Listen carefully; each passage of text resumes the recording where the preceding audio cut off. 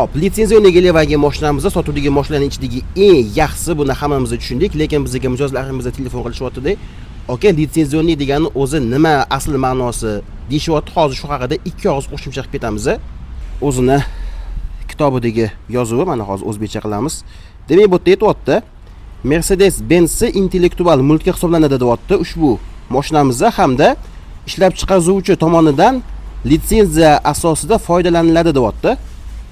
Qisqa qilib aytganda, ushbu Mercedes-Benz Genewagen DKG 63 modelimizda ishlab chiqarilayotganida Mercedes-Benz kompaniyasining o'zi tepada sifat nazorati ostida bo'ladi degani.